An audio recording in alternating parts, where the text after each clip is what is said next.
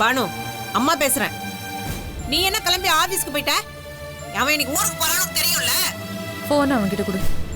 எதுக்கு இப்ப நான் போன் அவன்கிட்ட கொடுக்கணும்? சும்மா ஆர்கியூ பண்ணாத. போனை இளங்கோட்ட கொடுன்னா கொடு, அவ்வளவுதான். இந்த உங்ககிட்ட அதை பேசணுமா? சொல்லு Banu. All the best Ilango. ரெஸ்பான்சிபிளாக நடந்துக்கோ. Okay, wish you very very very good luck டா. Come out with flying colours. Okay, thanks Banu. கொண்டாங்க. பானு, நீ பண்றது உனக்கே கொஞ்சமா நல்லா இருக்கா? வெளிநாட்டுக்கு போறான், ஏர்போர்ட்ல போய் வழி அனுப்பணும்னு உனக்கு தெரியாது? சின்ன பொண்ணுதான் சொன்னா நீ ஆபீஸ்க்கு போயிட்டேன்னு. என்கிட்ட கூட ஒரு வார்த்தை சொல்லாம நீ ஆபீஸ் போயிருக்க. ஏன் இந்த மாதிரி நீ நடந்துக்கிற? இந்த பார், உன்னோட ஈகோக்கு அளவே இல்லாம போயிட்டு இருக்கடி. அந்த நேரமா இது ஈகோ காமிக்கிற நேரம் அடிது. நீ பாரு, பேசாம ஃபோன் வைக்கிறியா? எனக்கு எக்கச்சக்க வேலை இருக்கு. சும்மா சும்மா கல்யாணம் நிச்சயம் ஊருக்கு போறது எல்லாத்துக்குமா லீவ் போட்டுட்டு இருக்க முடியும்? நீயா கம்பெனியை வச்சு நடத்துற? நீ எனக்கு சம்பளம் கொடுக்குறியா? வெய் போன. என்ன பொண்ணோ நீ! அவ குணம்தான் உனக்கு தெரியும்லடா. இந்த சரி, நானே ஏர்போர்ட்டுக்கு வரேன். வா.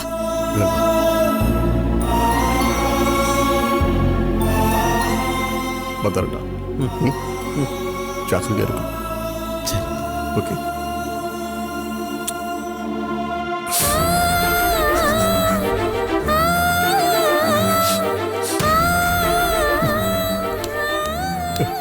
என்ன ஆசீர்வாதம் பண்ண அம்மாவா? நல்லா இருக்கு, நல்லா இருக்கணும் ரெண்டு பேரும்.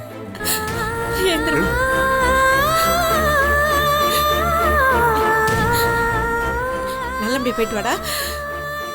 சின்ன பொண்ணு, அந்த லக்கேஜ் எல்லாம் எடுத்துட்டு வா. ஏங்க, அந்த பெட்டி எடுங்க. அதை எடுத்துக்க.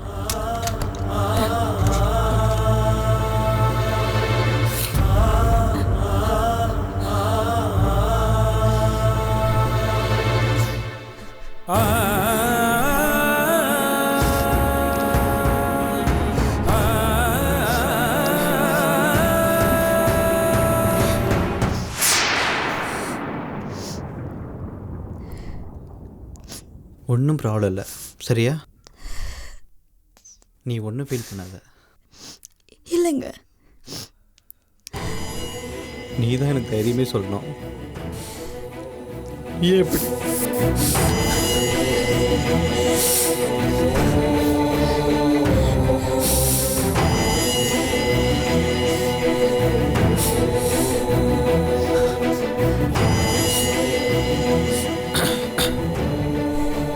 ஏய், இங்க பாரு, இங்க பாருடா.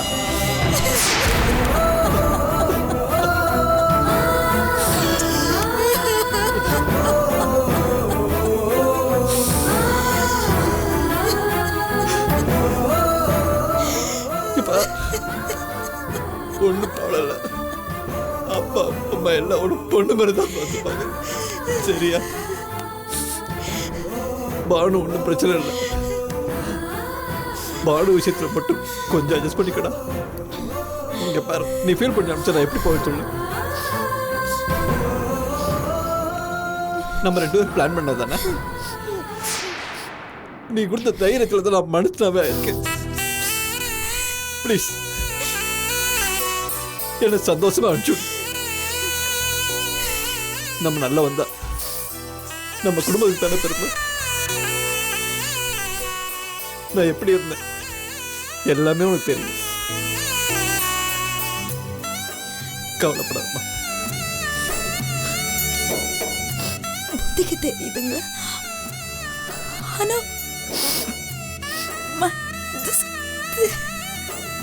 தெரியலங்க.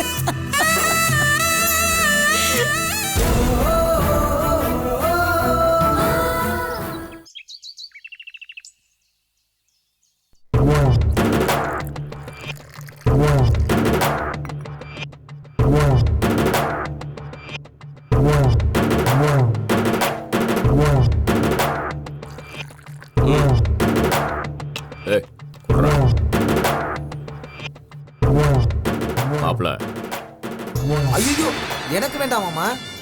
வீட்டில் பிரச்சனை ஆயிடும் மாமா. வேண்டாம். என்ன மாப்பிள்ள சும்மா சாப்பிடுங்க. வேண்டாம் மாமா. மாப்பிள்ள அப்பா இவ்வளோ தூரம் சொல்கிறார்ல, உங்கள் மேலே எவ்வளோ பாசம் தான் சொல்லுவார் மாப்பிள்ள. குடிங்க மாப்பிள்ள. மாமா நான் ஏற்கனவே வேதனையில் இருக்கேன் மாமா. வேண்டாம் மாமா. அந்த வேதனை போகணுங்கிறதுக்காக தான் சாப்பிட சொல்கிறேன். குடிங்க. ஓ குடிங்க. இல்லை நான் எதுக்கு சொல்கிறேன்னா, நீங்கள் எதுவும் சொல்ல வேணாம். குடிங்க. அண்ணா சேஸ் பண்ணுங்க. இந்தாங்க சேஸ். அட குடிங்க. அட குடி. கல் படிங்க. அடிப்பா.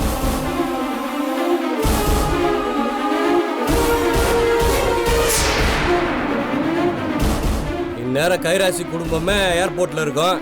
அட நம்ம தம்பியில ஒருத்தனை காணமேன்னு எவனாவது ஒரு ஃபோன் பண்ணாங்களா? அந்த குடும்பத்தில் நம்ம மாப்பிள்ளைக்கு மரியாதை கிடையாதுப்பா. மாப்பிள்ள உங்களுக்கு என்ன வேணும், நான் என்ன செய்யணும்? காஞ்சிபுரத்தில் நீங்கள் தனியாக பிஸ்னஸ் பண்ணுற மாதிரி ஒரு கடையை வச்சு கொடுத்துருவேன். வேணும்னா சென்னை வரைக்கும் எக்ஸ்டெண்ட் பண்ணி கொடுத்துருவேன். நீங்கள் அதை அப்படியே நார்த் இந்தியா, வெளிநாடு இப்படியெல்லாம் விரிவுபடுத்திட்டு போங்க. ரொம்ப சந்தோஷமாக இருக்கும்ல. இதை நான் என் பொண்ணுக்காகத்தான் செய்கிறேன்னு நினைக்கிறத விட என் எதிரி வீட்டோட தம்பி, என் ஃப்ரெண்டு நீங்கள், அந்த சந்தோஷம் அதுக்காகத்தான் உங்களுக்கு நல்லது ஏதாவது செய்யணும்னு நினைக்கிறேன். பாருங்க, உங்களை சும்மா அப்படியே எப்படியெல்லாம் கொண்டு போறேன்னு பாருங்க. நீங்க பாருங்க, நீங்க பார்க்கத்தானே போறீங்க. மாப்பிள்ள கடை எப்படி உங்க கைக்கு வந்துடும். எப்படி உங்க தம்பி புத்திசாலித்தனமா வேலை பார்த்தாரோ அதே மாதிரி நீங்களும் நடந்துக்கிடணும். ரொம்ப பொறுமையா நிதானமா பார்த்து காய நகர்த்தணும். காரியத்தை கெடுத்துடக்கூடாது. உங்க கைக்கு கடை வந்ததுக்கு அப்புறம் கைராசி சில்க்ஸ் கிளையன்ஸ் ஒரு 10 பேரை இந்த பக்கம் தள்ளி விடுங்க.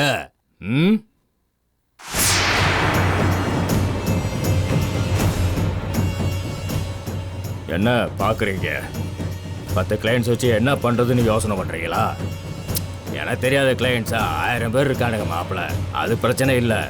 அங்கே வியாபாரம் பண்ணுறவங்க இந்த பக்கம் வியாபாரம் பண்ணணும். கைராசி சேல்ஸ் கிளையன்ட்ஸ் நம்ம கடை கிளையன்ஸாக ஆகணும். நீங்கள் ஆக்கணும். அதை நீங்கள் தான் பார்த்துக்கணும். பரந்தாமா.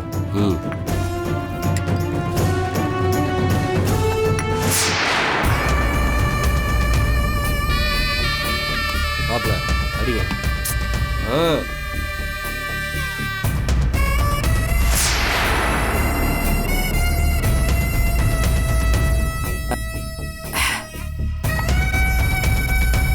குடிங்க.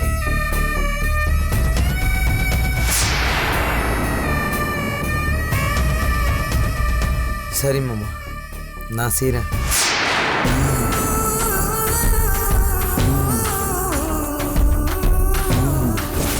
இதோ பாருங்க,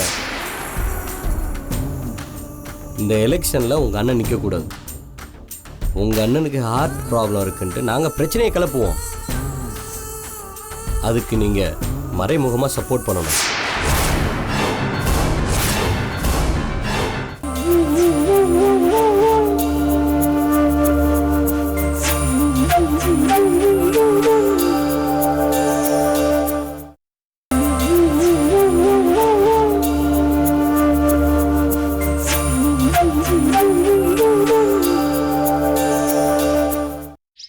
அதுக்கு நீங்கள் மறைமுகமாக சப்போர்ட் பண்ணணும்.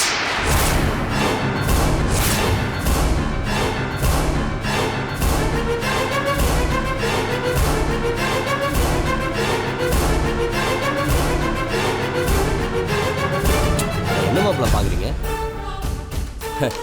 நீங்கள் அதை பண்ணீங்கன்னா பெரிய கோடீஸ்வரர். இதோ பாருங்க, ஒரு விஷயம் நல்லா புரிஞ்சுக்குங்க. என் வாழ்க்கை இப்படியே முடிஞ்சு போயிடும். இனிமே எனக்கு கல்யாணம் நடக்கவே நடக்காது. அப்படியே நடக்கிற ஒரு நிலைமை வந்தாலும் அது மேலே எனக்கு இருந்த ஆசையே போயிடுச்சு. இதே மாதிரி நான் எங்கள் அப்பா கூடயே இருந்துருவேன். இன்னொரு தம்பி தான் இல்லைன்னு ஆயிடுச்சு. இவன் நிலைமை எப்படின்னு தெரியல. இந்த வீடு, காரு, பங்களா, சொத்து, பிஸ்னஸ் எல்லாமே என் தங்கச்சிக்கு தான். என் தங்கச்சிக்குன்னா அதுவும் உங்களுக்கு தானே. இதை பாருங்க, கடை பிஸ்னஸ் எல்லாம் நீங்கள் தான் கவனிச்சுக்க போகிறீங்க. உங்களுக்குன்னு ஒரு தனி அந்தஸ்து வந்துடும். எல்லா வசதி வாய்ப்புகளும் வரப்போகுது. அப்புறம் என்ன மாப்பிள்ள?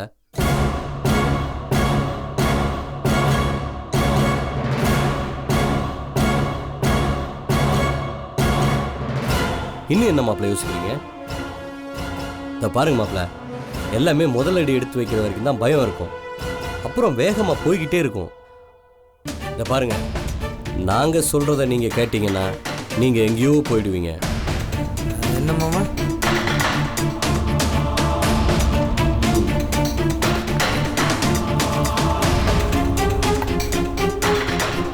இதான் மாப்பிள்ள. ம் சரி.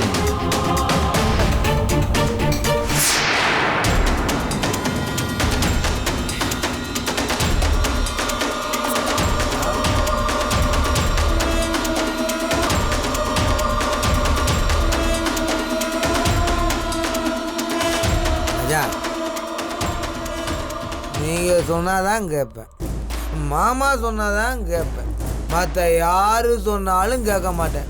என்ன மாமா, நான் சொல்றது சரிதானே?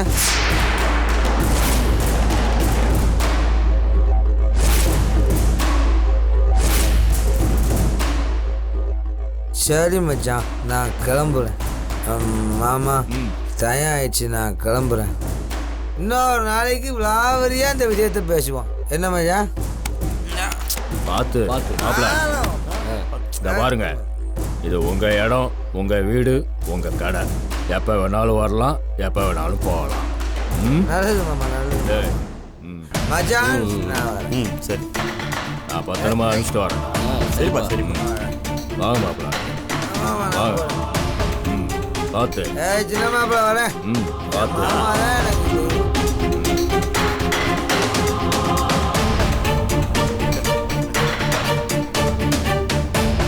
டேய், அதை எடுத்துட்டு வாடா.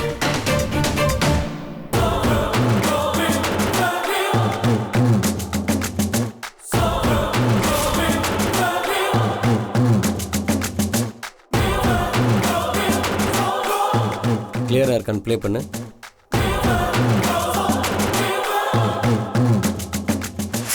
அண்ணே எல்லாம் கரெக்டாக இருக்குண்ணே. எனக்கு ஒன்றும் புரிய மாட்டேங்குதுண்ணே. ஏன் ரெக்கார்ட் பண்ண சொன்னீங்க? மாப்பிள்ளை தான் நம்ம பக்கம் இருக்காரு, அப்புறம் ஏன்? டேய், அவன் போதை ஏறிட்டா ஒரு மாதிரி பேசுவான், போதை தெளிஞ்சா ஒரு மாதிரி பேசுவான்டா. ஒருவேளை மாப்பிள்ளை சேம் சைடு கோல் போட்டாருன்னு வச்சுக்கோ, இந்த ஆதாரம் நமக்கு ரொம்ப யூஸ்ஃபுல்லாக இருக்கும். ஆப்போசிட் சைடு போய் பேசினார்னா இந்த ஆதாரம், இந்த ரெக்கார்டிங் பேசும். கிரேட்ண்ணே நீங்கள். டேய், இந்த பாரு,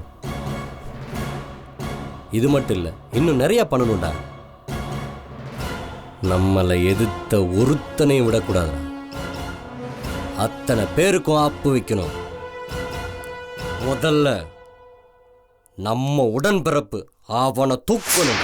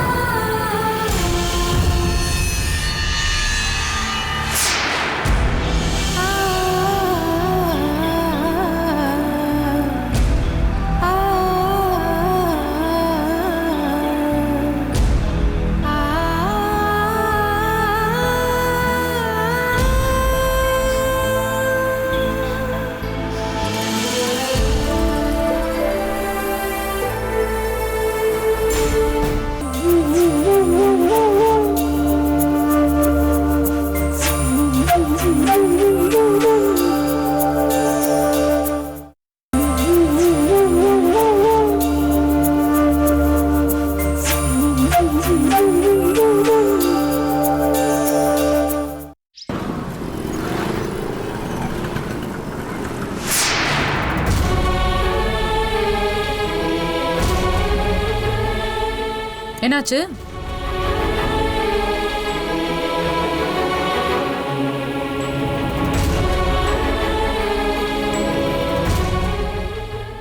என்னாச்சு? கிளம்பிட்டான்ல?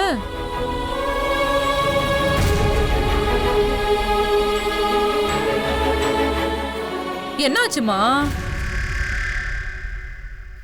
என் புள்ள இவ்வளவு தூரம் போறான், வந்து வழி அனுப்பி வைக்க கூடாது நீ. இங்க பாரு, ரொம்ப தப்பு பானு. என்னதான் நீ பிஸியா இருந்தாலும், வர முடியாத சூழல்ல இருந்தாலும் ஏர்போர்ட்டுக்கு வந்திருக்கணும். இன்னைக்கு நீ பண்ணது பெரிய தப்பு. வர முடியாத சூழ்நிலைலாம் இல்லை, நினைச்சிருந்தா வந்திருக்கலாம். நீங்கெல்லாம் எமோஷனலா அவனை பலவீனப்படுத்தி அனுப்பி வச்சிருக்கீங்க. அவன் மாமியார் வீட்டுக்கு போயிட்டு வந்ததுல இருந்து அவன் 2 நாளா அழுதுட்டு இருக்கான். அம்மா ஒரு வாரமா அவன் பக்கத்துலயே உட்காந்து ஓன்னு அழுதுட்டு இருக்காங்க. அவன் பொண்டாட்டி என்னடானா ஐடியா கொடுத்ததெல்லாம் அவதான், ஆனா அவன் பக்கத்துலயே உட்காந்து அழுதுட்டு இருப்பான். அவன் என்ன காட்டுக்கு அனுப்பி வைக்கிறீங்க?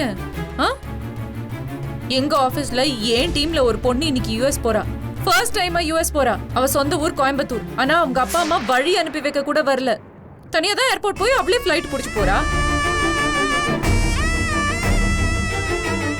இது ஒரு பையனும் அப்படிதான் நம்ம பார்க்கணும். டிராவல் பண்ணி போறோம்ல, ஏன் நம்ம போறது இல்ல பஸ்ல ட்ரெயின்ல எல்லாம்? இப்ப அவன் ஃபிளைட்ல போறான். தூரம் கொஞ்சம் அதிகம், அவ்வளவுதான். அதுக்கு எதுக்கு ஓன்னு உட்காந்து அழணும்? அப்ப உலகம் ரொம்ப சுருங்கி போயிடுச்சுப்பா. எவ்வளவு டெக்னாலஜி வந்துருச்சு. இன்டர்நெட்ங்கிற ஒரு விஷயத்துல எல்லாமே அடங்கிடுச்சு. Facebook, Twitter, WhatsApp. ஏன் அவனோட நம்ம உட்கார்ந்து நேருக்கு நேரா பேசலாம் ஸ்கைப்ல. இவ்ளோ விஞ்ஞான வளர்ச்சி வந்ததுக்கு அப்புறமும் இன்னும் பழைய காலத்து மாதிரி பேசி பேசி பேசி அவனை பலவீனப்படுத்தி ஓன்னு அழ வச்சு அனுப்பியிருக்கீங்க, அதானே? இது பாரு பானு, உலகம் 1000 மடங்கு விஞ்ஞானத்தில் வளர்ந்துருக்கலாம். அதுக்காக அப்பா மகன், அம்மா பொண்ணு, பொண்டாட்டி பிள்ளைங்கன்னு இல்லாமல் போயிடல. இன்னைக்கு அவனை ஏர்போர்ட்டுக்கு அனுப்பும்போது என் மனசு அவ்வளோ வேதனையா இருந்தது. அவனை நான் எவ்வளவு திட்டிருக்கேன், ஏன் அடிச்சிருக்கேன். ஆனா இன்னைக்கு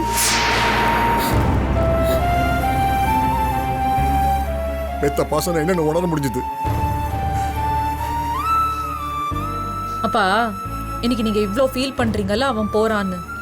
ஆனா நீங்க வேணா பாருங்களேன், நெக்ஸ்ட் டைம் அவன் வர போறான், திரும்ப கிளம்ப போறான். இந்த மாதிரி 4-5 டைம்ஸ்க்கு அப்புறம் நீங்களே அவனுக்கு வீட்டில் உட்காந்து பை சொல்லி அனுப்பி வைக்க போறீங்க. அவன் கேப் பிடிச்சிட்டு அவன் பாட்டுக்கு போயிட்டே இருக்க போறான். ஏர்போர்ட் பக்கம் கூட நம்ம யாரும் போக மாட்டோம். Mark my words. பானு, அது 1 வருஷமோ 2 வருஷமோ கழிச்சு நடக்கிற விஷயம். ஆனா இன்னைக்கு இப்போ அவன் போறத தாங்க முடியல. பெத்த வயிறு எப்படி துடிக்குது தெரியுமா? உனக்கு என்னடி தெரியும்? உனக்கு உணர்ச்சியே இல்லை, உனக்கு புரியாது. இப்ப நீ என்ன சொல்ல வர? என் மனசுல கொஞ்சம் கூட ஈரம் இல்லைங்கிறீங்க? இல்ல, நான் அப்படி சொல்லல. அப்படிதான் சொல்றேன். நீ அப்படியே வச்சுக்க, அதுதான் உண்மைன்னு வச்சுக்க.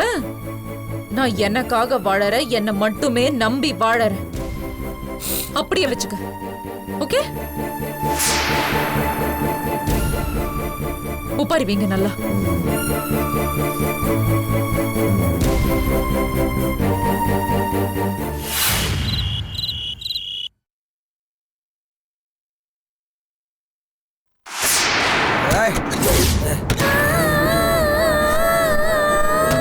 தம்பி என்னாச்சு? குடிச்சிருக்கீங்களா? ஏங்க ஏன் இப்படி பண்ணிட்டு இருக்கீங்க? ஏற்கனவே இந்த மாதிரி ஒரு பிரச்சனையில எவ்வளவு கஷ்டப்பட்டிருக்கோம். அப்புறம் எதுக்குங்க திரும்பவும் இந்த மாதிரி பண்ணிட்டு வந்திருக்கீங்க? யாரையுமே புரிஞ்சுக்காம ஏங்க இப்படி பண்ணிட்டு இருக்கீங்க? என்ன பிரச்சனையா இருந்தாலும் இப்படி குடிக்கணுமா? சொல்லுங்க தம்பி. அண்ணே, ஏன் நீ சத்தம் போட்டீங்க?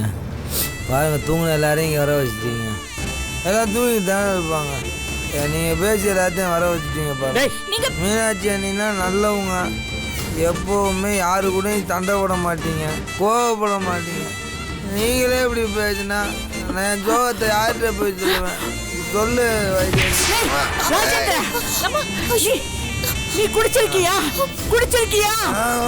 டேய் அம்மா கத்தி பேசாதீங்க. ஏன்டா அப்படி பண்ண? ஏன்டா அப்படி பண்ண? ஏன்டா அப்படி பண்ண? நீ எனக்கு அம்மாவோட போட்டோ மேல சத்தியம் பண்ணி கொடுத்தேல குடிக்க மாட்டேன்னு. ஏன்டா இப்படி பண்ண?